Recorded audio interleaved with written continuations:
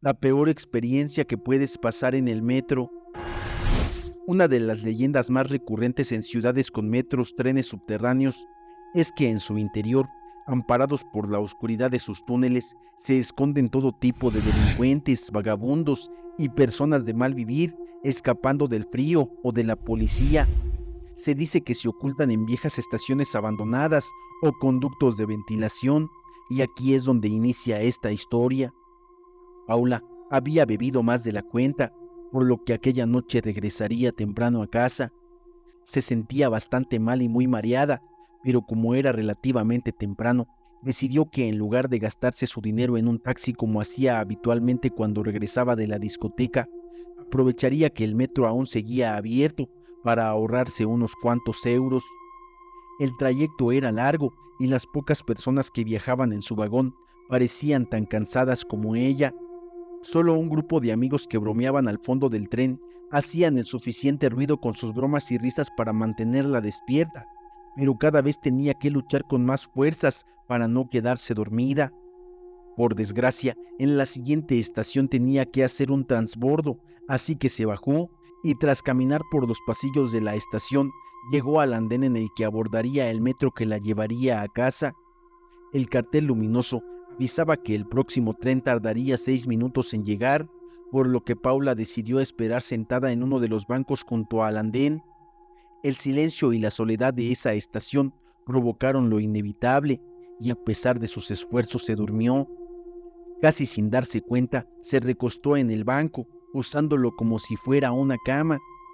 Era tan profundo su sueño provocado por la borrachera que cuando pasó el último metro de la noche ni siquiera lo sintió pasar.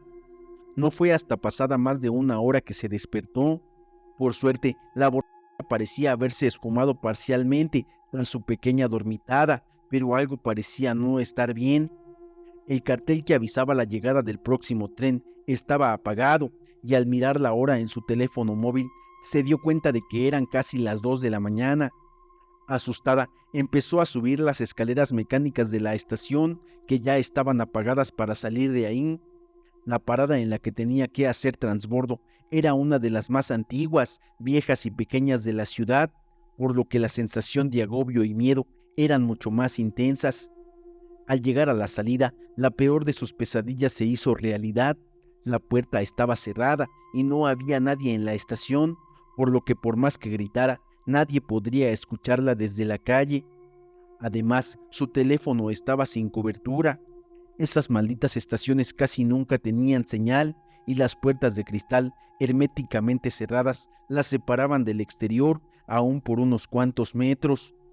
Paula no sabía qué hacer, miraba las cámaras de seguridad y hacía gestos, esperando que alguien desde algún puesto de control pudiera verla, pero ella misma sabía que eso era imposible.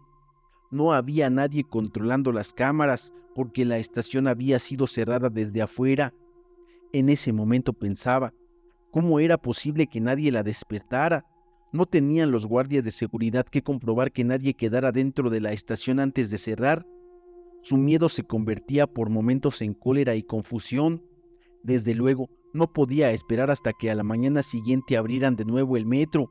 Faltaban más de 4 horas para que se reiniciara el servicio, y si llegaba a su casa a las 7 de la mañana, su padre probablemente la castigaría. Con la mente aún nublada por el alcohol, decidió que lo mejor que podía hacer era caminar por los rieles del tren hasta la siguiente parada. El camino era oscuro y realmente tétrico, pero sabía que su destino no estaba muy lejos, y gracias a la luz del flash de su teléfono podría alumbrar el camino. La siguiente estación era una de las más importantes, con gran cantidad de líneas, y recientemente había sido remodelada, por lo que estaba segura de que ahí podría encontrar a alguien que le permitiera salir a la calle, donde abordaría un taxi.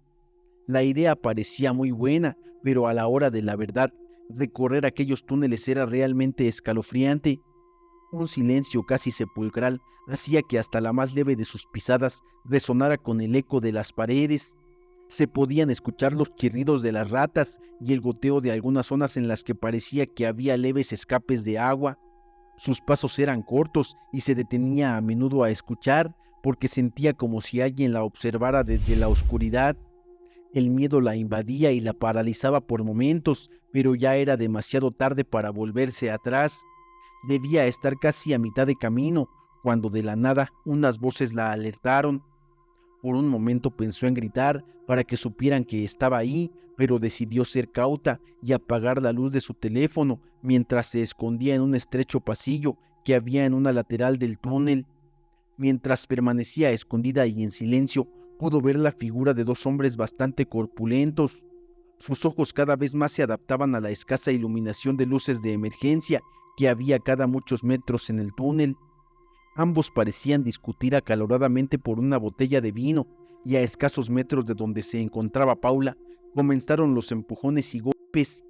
El más grande de ellos le propinó un pedazo que tumbó al otro, y gloriosamente alzó su trofeo, mientras de un trago se bebía casi la mitad del contenido de la botella de vino.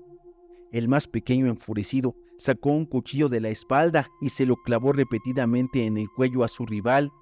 Realmente se ensañó con su cadáver, y a pesar de la poca luz, Paula pudo ver con claridad cómo tenía toda la cara manchada de líquido rojo. El borracho recogió el poco vino que quedaba y se lo tomó de un trago. Paula estaba temblando de miedo, no se atrevía ni a respirar y desde luego mucho menos a moverse. Si estaba lo suficientemente quieta, tal vez el vagabundo se iría de ahí sin verla, pero la casualidad no se quiso aliar con ella, y justo cuando el asesino se daba la vuelta para marcharse del lugar, la batería de su teléfono la delató. El incesante pitido advirtió que la carga estaba a punto de agotarse. Comenzó a sonar y el vagabundo se giró de inmediato diciendo: «¿Hay alguien ahí? Puedo escucharte. Sal inmediatamente o te rajo». La pobre chica se quedó petrificada y no sabía cómo actuar mientras el asesino se acercaba a ella. Por instinto decidió aventar del teléfono, pero con tan mala puntería que éste pasó por encima del vagabundo y golpeó la pared del fondo. Él, que todavía no había visto a la chica, escuchó un ruido a su espalda y se giró, momento que aprovechó Paula para salir de la oscuridad y empujarle mientras salía corriendo. El vagabundo se enfureció de tal manera que no dejaba de gritar e insultar a Paula. Se levantó y comenzó a perseguirla por los túneles.